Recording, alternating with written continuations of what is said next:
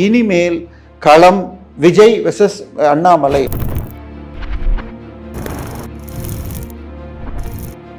அவர் தனியா கட்சி ஆரம்பிப்பார். அவர் இங்க பாஜக சேர்றதுக்கு முன்னாடி ரஜினி ரசிகர் மன்றத்தில் இருந்தார். மேபி ரஜினிகாந்தை சந்திச்சு ஆதரவும் கோரலாம். ஸோ அவர் ஆதரவு கொடுத்தால் இவர் முடிவெடுக்கலாம். அண்ணாமலைக்கு முன்னாடி தலைவராக இருந்த எல்முருகன் ஆட்டம், அவருக்கு முன்னாடி இருந்தது தமிழிசை, அதுக்கு முன்னாடி பொன்னார். இவங்களுக்கெல்லாம் மத்திய அமைச்சரவையில் போஸ்ட் கொடுத்தாங்க, இவருக்கு கொடுக்கல. அவர் பேர்ல சில ஊழல் குற்றச்சாட்டுகள் சொல்லப்பட்டது. அண்ணாமலை ஒரு மிடில் கிளாஸ், பட் அவரும் மனைவியும் சம்பாதிச்சு ஒரு 10 கோடிக்கு சேர்த்து வச்சிருக்காங்க. அது அரசியலில் இறங்குறதாக இருந்தால் குறைந்தபட்சம் 100 கோடி இல்லாமல் இறங்க முடியாது. ஜூன் 15க்கு பிறகு நிதின் நபீன் ஒரு டீமை ஃபார்ம் பண்ணுவார். அதில் இவர் பேர் இருக்கா, இல்லை அதுக்கு பிறகு அமைச்சரவை மாற்றம் அப்படின்னு இவருக்கு நம்ம சொன்ன மாதிரி சிபிஐ வருகிற மாதிரி ஹோம் டிபார்ட்மெண்ட் கொடுப்பாங்களாங்கிற விஷயங்கள் இருக்கு. பெருமளவில் இளைஞர்கள் ஓட்டு என்பது விஜய், அண்ணாமலை, கொஞ்சம் சீமானுக்குன்னு போயிட்டு இருக்கு. ஸோ இவற்றில் விஜய்க்கு போகிறதுலையும் சீமானில் போகிறதையும் இந்த பக்கம் இழுக்க முடியலாம். உங்கள் ஆரோக்கியத்தின் ஊற்று நண்பன் ஹெல்தி ஸ்வீட் ஃப்ளோர் உடனே ஆர்டர் செய்யுங்கள்.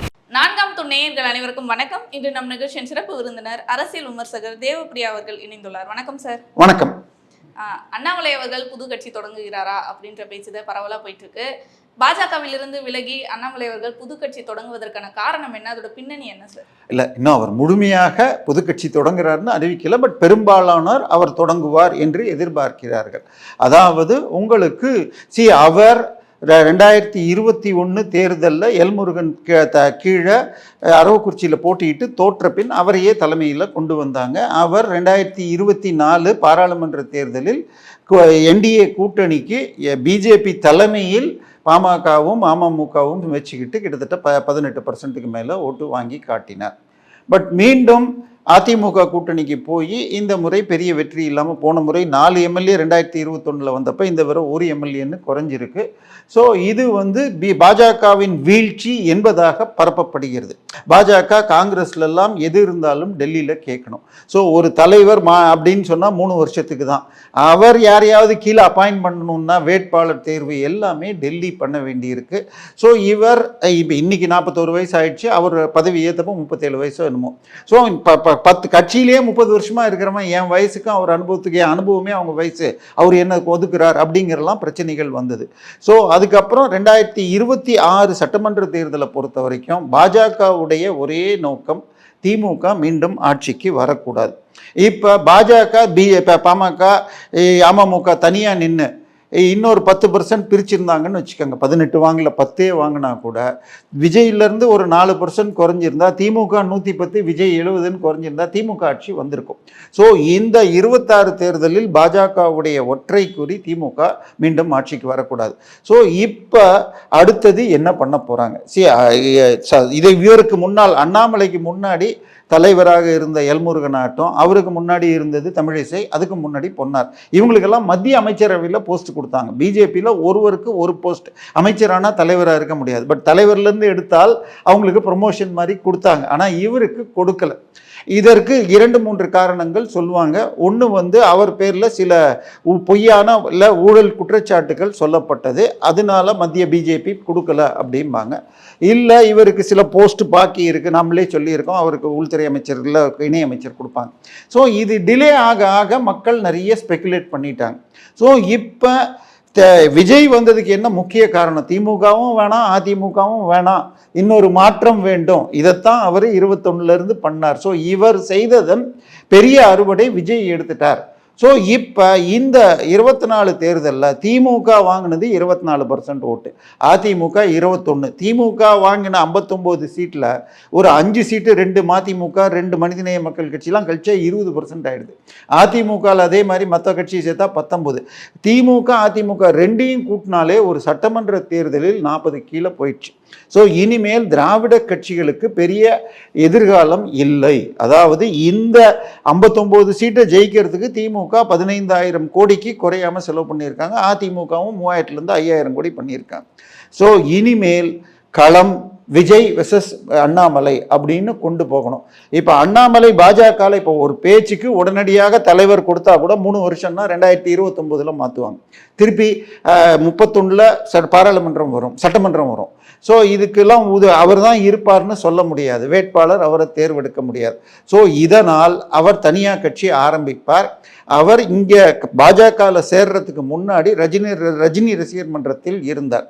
ரஜினி என்ன கட்சிக்கு அரசியலில் வரேன்னு சொன்னப்ப, நான் அரசியலுக்கு வந்து வெற்றி பெற்றாலும் நான் முதலமைச்சராக இருக்க மாட்டேன், என் சார்பாக திறமை வாய்ந்த ஒருத்தரை போடுவேன்னு சொன்னார். அது அண்ணாமலையாக இருக்கக்கூடும்னு பெரும்பாலோரும், சிலர் மாரிதாஸை சொன்னார்னு சொல்லுவாங்க. ஸோ இப்போ அண்ணாமலை இப்பொழுது போன மாதம் ஃபுல்லாக அமெரிக்காவில் இருந்தார். ஆனால் அவர் தனியாக போகலை, பெங்களூர் எம்பி தேஜஸ்வியையும் கூட்டிகிட்டு போயிருக்கார். அவரும் எம்பியாக 2வது முறை இருப்பவர், பிஜேபியில் இருக்கிற வளரும் அடுத்த ஜென்ரேஷன் அமைச்சர், பிஎம் வரைக்கும் மெட்டீரியல்னு பார்க்கப்படுது. அதனால நேரடியாக நிச்சயமாக அரசியலுக்கு வருவார்னு சொல்ல முடியாது தனி கட்சி ஆரம்பிச்சு. ஆனாலும் அதற்கும் வாய்ப்புகளை யோசிப்பார். அவர் ஏற்கனவே என்ன சொல்லியிருக்கார், நான் அரசியலுக்கு வந்த பெரிய நம்பிக்கையே மோடியை பார்த்து ஒரு மாற்றம் செய்ய முடியும் அப்படின்னு. அதனால மோடியை எதிர்த்து பண்ணுவார்னு நான் நினைக்கல. இன்னொன்று, இப்போ காங்கிரஸ்லேருந்து பிரிஞ்சு போனவங்கெல்லாம் பல மாநிலங்களில், மம்தாவாக இருக்கட்டும், சரத்பவாராக இருக்கட்டும், இது பக்கத்தில் இருக்கிற ஜெகன்மோகன் ரெட்டியாக இருக்கட்டும், இவங்க எல்லாரும் ஒரு காலத்தில் காங்கிரஸில் இருந்து பிரிஞ்சு போய் ஆட்சியே பிடிச்சிருக்காங்க. ஆனால் பாஜகவிலிருந்து இதுவரைக்கும் பிரிஞ்சு போய் பெரிய நபர்களே, அதாவது உத்தரப்பிரதேசில் சீஃப் மினிஸ்டராக இருந்த இவர் அந்த அயோத்தியின் அந்த பாபரி மஸ்ஜித் எனப்படும் டிஸ்பியூட்டட் ஸ்ட்ரக்சரை இடிக்கிறப்ப இருந்த அன்றைய முதலமைச்சர் தனியாக கட்சி ஆரம்பித்து அவர் தோற்று போனார். கர்நாடகாவில் எதியூரப்பா அவர் தனியாக கட்சி ஆரம்பித்து 2 பேரும் வெற்றி பெறாமல் எதிர்கட்சி வெற்றி பெறதாச்சு.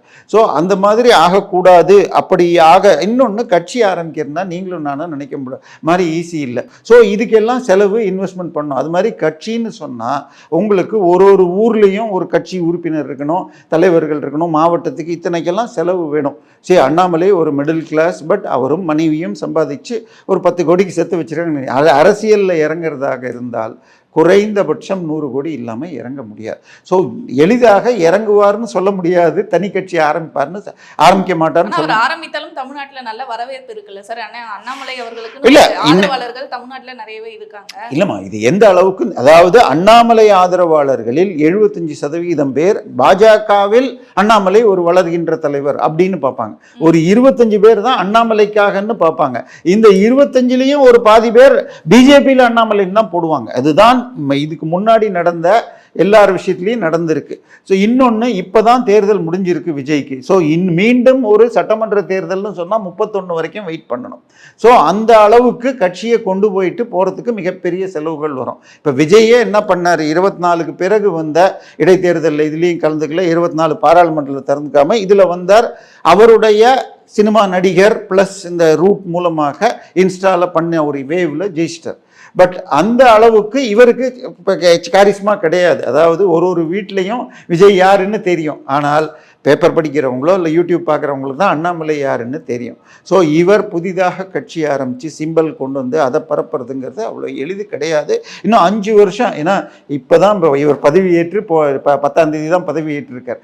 ஸோ இன்னும் 5 வருஷம் கொண்டு போகிறது கஷ்டம். ஸோ எனவே என்னை பொறுத்த வரைக்கும் அவர் பாஜகவில் அமித்ஷாவையும் மோடியும் சந்தித்து லாங் டேர்ம் பிளான் ஏதாவது போட்டுக்கிட்டு வருவார். அதில் இப்போ 90% அவர் பாஜகவில் தொடர வாய்ப்பு இருக்குது. 10% தான் கட்சி அமைக்கலாம்.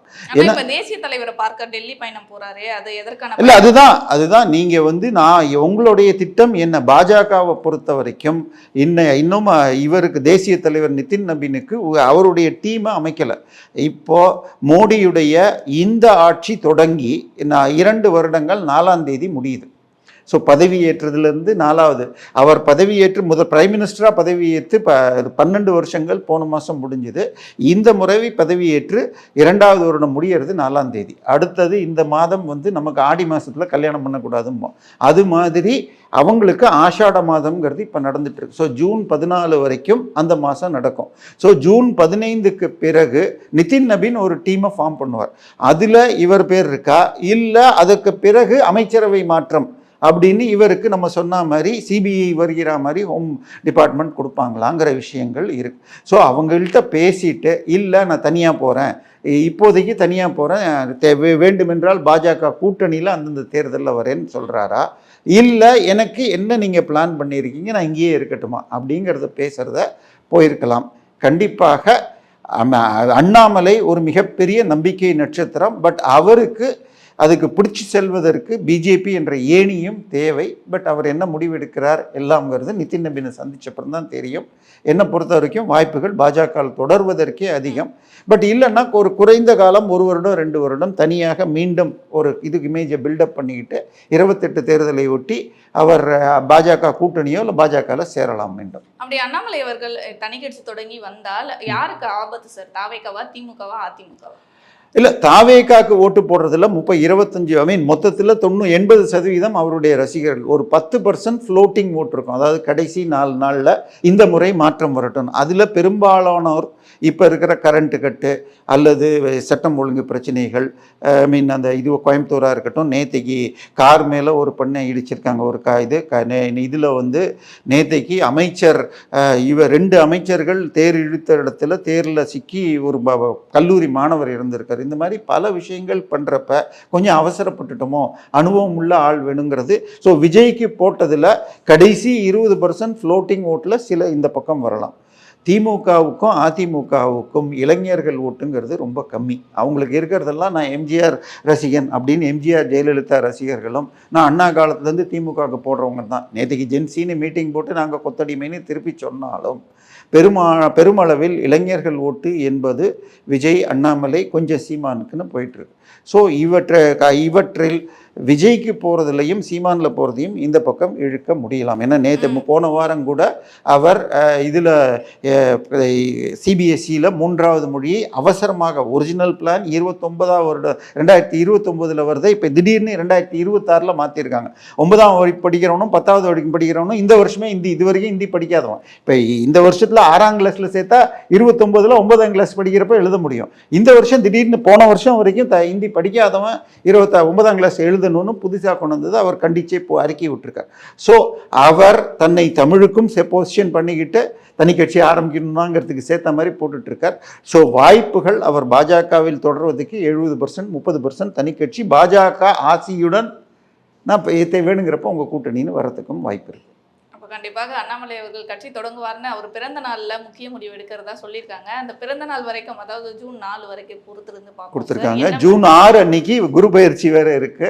ஸோ அன்னைக்கு அவர் ஜூன் 4 பிறந்த நாள் அன்னைக்கு மேபி ரஜினிகாந்தை சந்திச்சு ஆதரவும் கோரலாம். ஸோ அவர் ஆதரவு கொடுத்தால் இவர் முடிவு எடுக்கலாம், பார்க்கலாம். கண்டிப்பாக சார். இந்த ஒரு கூட்டணின்றது ஒன்றிணையுமா, தாவேகாக்கு எதிராக களமிறங்குமா, தமிழ்நாட்டில் என்ன மாதிரி மாற்றம் வருதுன்றதை தொடர்ந்து பேசுவோம் சார் பல நிகழ்வுகளை பற்றி. நன்றி.